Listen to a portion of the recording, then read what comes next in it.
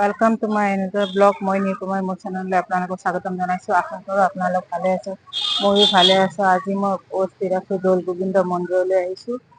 শৰণি শৰাই আছিলে দিবলগীয়া, সেইকাৰণে ভাবিলোঁ ময়ো যাওঁ আৰু আপোনালোককো মন্দিৰটো যিহেতু ভিতৰত দেখুৱাব নিদিয়ে, মূৰ্তিবিলাক ভিতৰলৈ দেখুৱাব নিদিয়ে, সেইকাৰণে মই ভাবিছোঁ বাহিৰৰ পৰাই আপোনালোকক কেনেকৈ দেখুৱাম।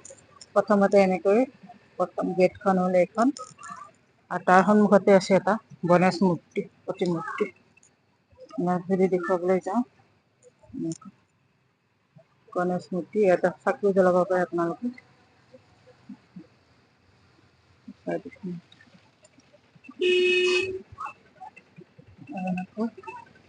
বাহিৰৰ খণ্ডহে দেখাব পাৰিম, ভিতৰৰ খণ্ড যিহেতু দেখুৱাব নোৱাৰোঁ। দেখুৱাই দিছোঁ।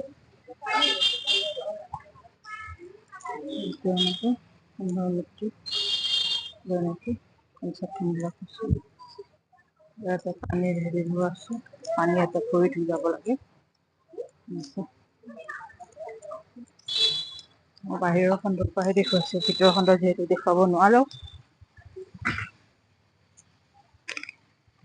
সেইফালে ৰাইট চাইডে এনেকৈ ডাঙৰ চাকি এগছ এনেকৈ জ্বলোৱা আছে, ইয়াতে আপোনালোকে তেলো দিব পাৰে। আৰু যদি কোনোবা ইয়ালৈকে অহা নাই, আহিব পাৰে, খুবেই ধুনীয়া মনৰ আশা পূৰণ কৰি দিব পাৰে।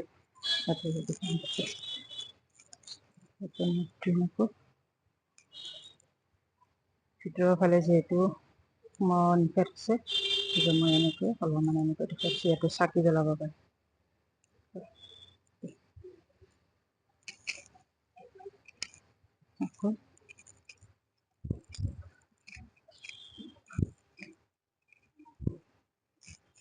যদি এনেকৈ দিওঁ, এইটো ইয়াতেও এটা মন্দিৰ আছে, ইয়াতেও এটা আছে,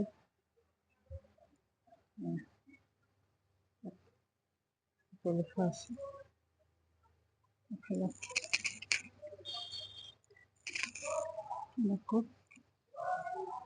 এনেকৈ চাকি যদি দান পাত্ৰ কোনোবা আগবঢ়াব পাৰে, এনেকৈ লিখা আছে ইয়াতে। এনেকৈ এটা শান্তি এটা ৰাখিছে, এনেকৈ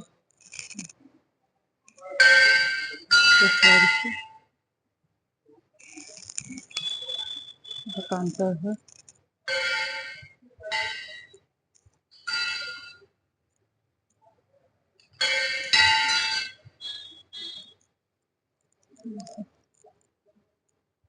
ভিতৰতো দেখুৱাব নোৱাৰোঁ, গতিকে এনেকৈ বাহিৰৰ খণ্ডটোকে আপোনালোকক দেখুৱাই দিছোঁ।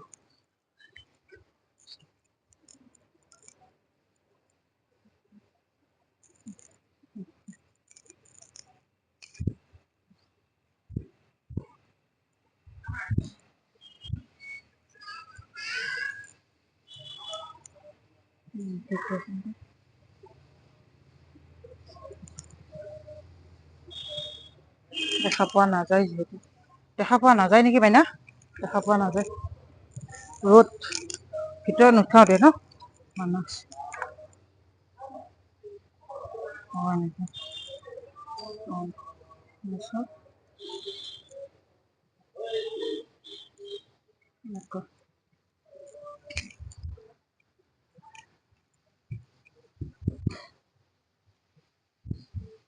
ফ্ৰেণ্ডছ, ভিডিঅ'টো যদি ভাল লাগিলে like, comment, share and subscribe, লগতে কাষত থকা বেলটো টিপিবলৈ নাপাহৰিব।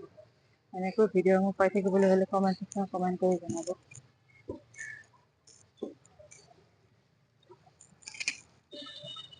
এনেকৈ ইফালেও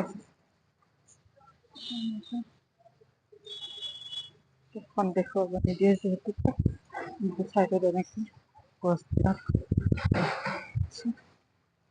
খুবেই ধুনীয়া পৰিৱেশটো মন্দিৰৰ।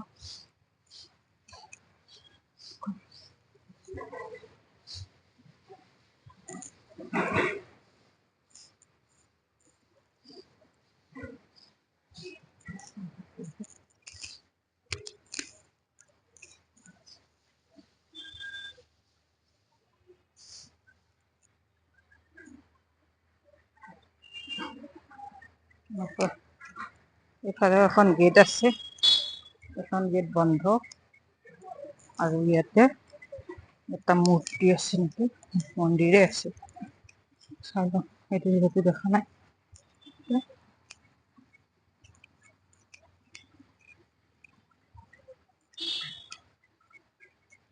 ইয়াতো থাকি দিব পাৰে।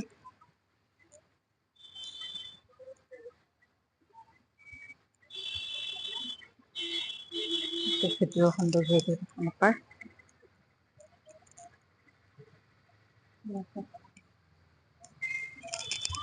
আৰু এনেকৈ ইয়াতে বহিব পাৰি। এখন এনেকৈ দিছে। বহাৰ সুবিধাৰ কাৰণে যাতে জিৰণি ল'ব পাৰে ইয়াতে। চাকি গছ জ্বলাই ইয়াতে ৰেষ্ট কৰি ধুনীয়াকে প্ৰসাদ ভাত খাব পাৰে। এইটো চাওক পাহাৰত।